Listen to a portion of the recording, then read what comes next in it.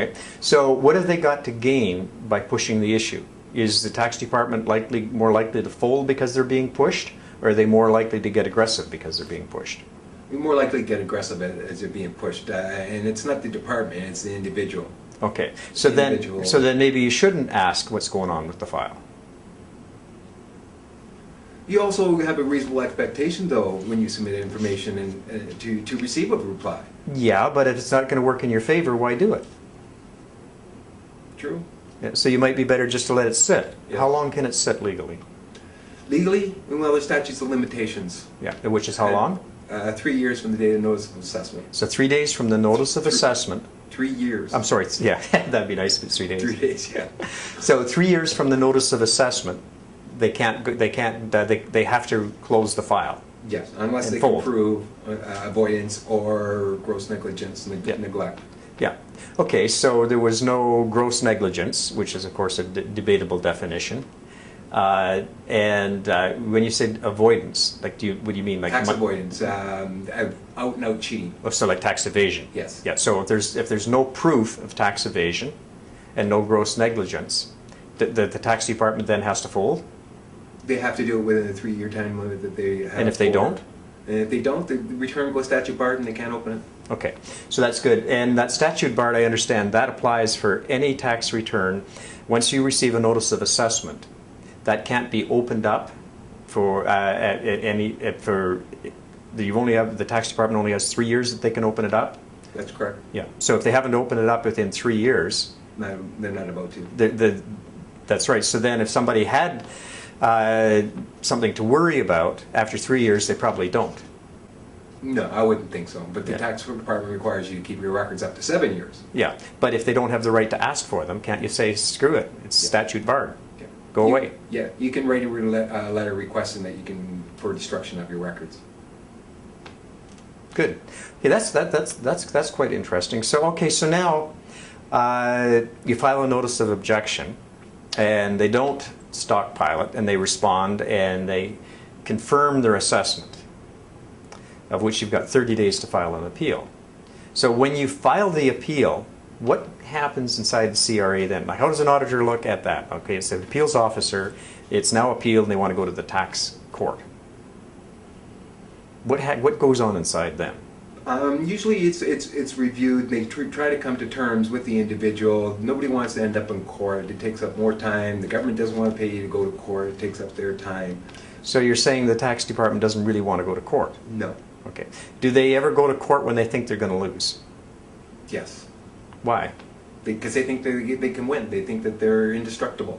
Okay, so even though they think they've got a bad case, they may go to court because they think they're invincible. Yes.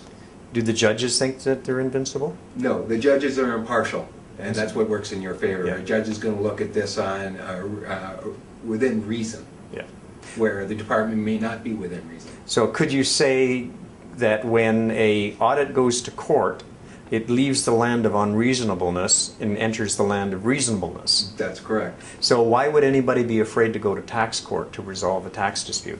Nobody should be afraid to go to tax court. So it's probably a good thing. I would think 9 times out of 10 it would be in their favor. Okay. So what you're telling me is that a taxpayer is really wise to fight all the way right up to tax court if they have reasonable arguments. That's correct. Okay, well that's really interesting. So let's go back inside the office. So there you are on a day-to-day basis. You're talking shop. There's not a lot of bonding going on with the workers. There's not this, like, soldiers of arms, comrades in arms. Camaraderie. There is, but it's usually mixed individuals from different departments that you bond with, that you worked with previously. There is competitiveness in who produces more, who has a better error rate, who's collected more money. But I never found that was something to get into. Like I say, I like the idea that we were educating the taxpayer. I wasn't there to recover the tax dollars. I never felt comfortable recovering tax dollars. Mm-hmm. Yeah, but that's you personally. Yeah. That's not you representing what your boss wanted you to represent. That's correct. Okay. So how do you get promoted when you work as an auditor? What does an auditor do to get promoted? Produce. Just produce. Produce and recover tax dollars. Yeah. So the more money he grabs in, less errors he makes? The less errors he makes, yes, and conforming to the policy and procedures, being on time, leaving on time, taking their scheduled breaks, that sort of thing. Okay, so the better a robot you are, the better you do. And that's a great word for it, because that's what it feels like, is robotics at times. Yeah. So somebody working for the tax department, do they make as much as they could in private enterprise? I don't think so. I think that you could probably make more money in private enterprise than you could working for the department, and I think that it would be a far better place to work. So I don't think that Revenue Canada really stands behind its employees. It's not very. I didn't find it a very comfortable place to work. I actually had to quit because of alcohol. I was headed toward alcoholism. Yeah, so it really got to you that much. It drove you to drink? Yes. It drove you to drink. Yeah, Well, yeah. so they hire people and pay them less than private enterprise. Yes. So what kind of a person takes a job and earning less? Like what's the mindset that goes to work there? Well, it's the old story, you know. How does a government employee wink? He opens one eye. Okay, so I'm still trying to wrap my mind around it, though. If you've got a half a brain in your head, and you go to work for the tax department, you're either going to go weird or you're going to be driven to drink or something. Like, what the hell? Yeah, it's not a very comfortable place to work for, what I found personally.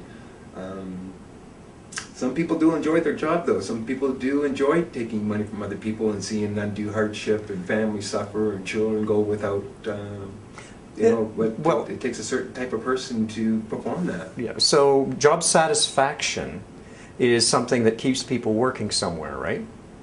You would think. You would think. Yeah, you would think. Like, that's normally what we're told.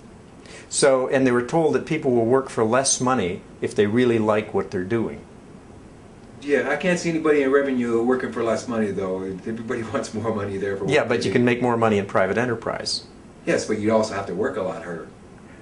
Okay, but I see. So you're saying you don't have to work that hard. Right. Okay. You can take longer breaks. So, this is how people get ahead: is that they take their scheduled breaks, they Okay. take their scheduled lunch times. Okay. They don't take Mondays and Fridays off. so help me with this, Robert. What I think I'm hearing you say is you've got the lazy people that work there because it's an easy job. Wink, wink. You get in, don't work hard, keep your job, Get a pension. get retire. a pension, perform minimal, and you just go to work and you don't care. Yeah, great benefits. But then if you love really just ruining people's lives and you just go after it gung-ho, then you're having a lot of fun, and you may not be making as much money as you would in private enterprise, but you get a few more promotions and you're sort of raised higher up the ranks. Correct. So the person working for CRA who's really enjoying their job is the one that's out there making people's lives miserable. Yes. Yeah. So in a nutshell, what you kind of told me is Canada Revenue Agency is not a nice place to work unless you're lazy or unless you like hurting people. You make less money. The good people go into private enterprise, and we have to deal with these guys.